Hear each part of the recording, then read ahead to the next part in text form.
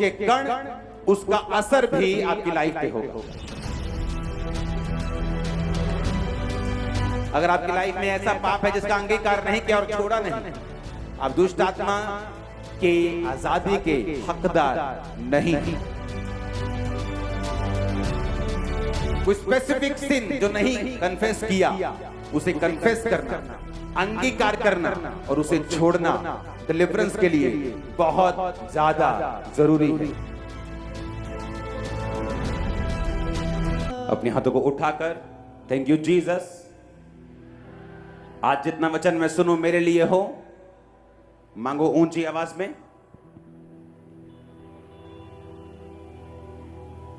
बाप बेटा पाकरो रहते ने अंदर, बाप बेटा पाकरो रहते ने अंदर, उसे दे विच यारो बंद। प्रभु यीशु मसीह के सामर्थी नाम में हम मांगते हैं। आप तैयार हैं? सभी को जय मसीह।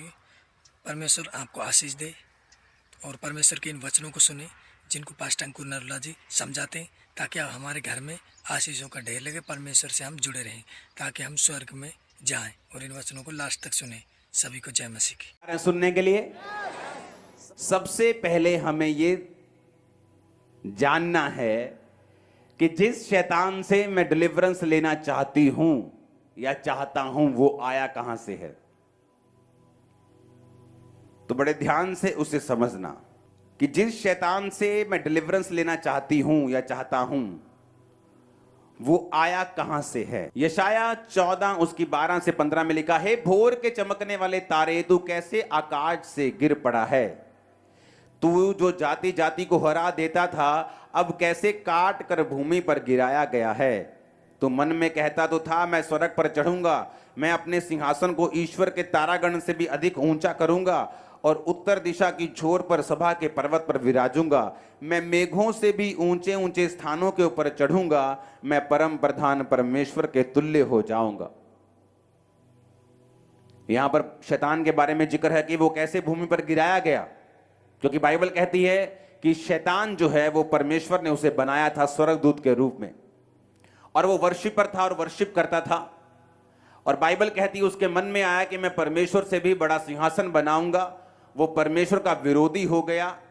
अगर परमेश्वर ने 100 करोड़ स्वर्गदूत बनाए थे, तो बाइबल कहती है 1/3 यानी 33 करोड़ स्वर्गदूत जो थे वो शैतान के पीछे लग गए और सारे के सारे गिरा दिए गए।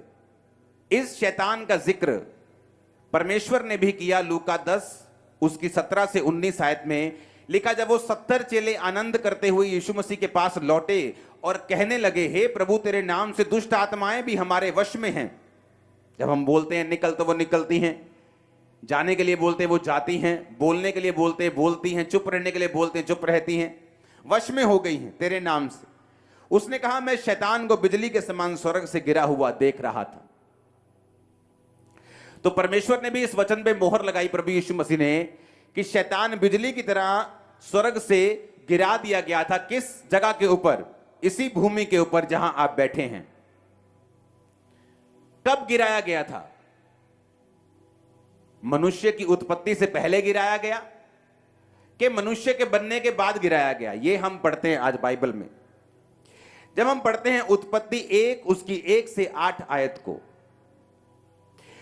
उसको हम इंग्लिश में भी पढ़ेंगे साथ साथ में। In the beginning God created the heaven and the earth. आदि में परमेश्वर ने आकाश और पृथ्वी की सृष्टि की। बोलो सृष्टि की। 7 आयत सीधी पढ़ेंगे अभी। परमेश्वर ने एक अंतर बनाकर,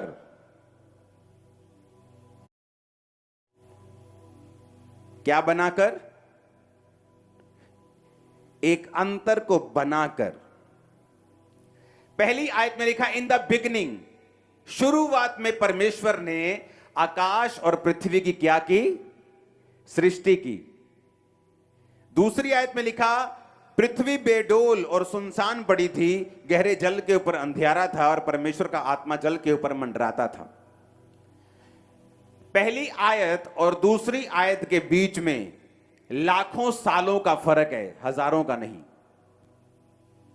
अगर आप बाइबल ध्यान से पढ़ें तो परमेश्वर ने आदि में सबसे पहले आकाश और पृथ्वी को बनाया था, क्रिएटेड, इंग्लिश में लिखा क्रिएटेड, सृष्टि की, यानी इनको बनाया। तो मैं एक क्वेश्चन आपसे पूछना चाहता हूं, जब परमेश्वर ने आकाश और पृथ्वी को बनाया अपने हाथों से, मुंह से, वर्ड से, जैसे भी, तो क्या पृथ्वी बेडोल और सुनसान पड़ी रहती? क्या परमेश्वर ने बेडोल चीजें बनाई? क्या जब परमेश्वर ने आपको बनाया सिर्फ पेट बना दिया आपका, कि आंखें भी बनाई, कि मुंह भी बनाया? जब पेड़ बनाया तो कितना सुंदर बनाया, नदी बनाई तो कितनी सुंदर बनाई, पहाड़ बनाए कितने सुंदर बनाए, तो पृथ्वी को कैसे बेडोल और सुनसान बना दिया? क्योंकि आदि में जब परमेश्वर ने आकाश और पृथ्वी की सृष्टि की, वो बिल्कुल परफेक्ट थी, वो ब्यूटीफुल थी। और जब शैतान, अगर ये वीडियो पसंद आई हो तो हमें कमेंट करें और लास्ट में आमीन टाइप करें। और ऐसे ही वीडियो देखने के लिए हमारे यूट्यूब चैनल से जुड़े रहें, क्योंकि हम पास्टर अंकुर नरोला जी के वचनों की वीडियो छोड़ते हैं, जो कि वचनों को पास्टर अंकुर नरोला जी अच्छे से समझाते हैं। सभी को जय मसीह की। आमीन।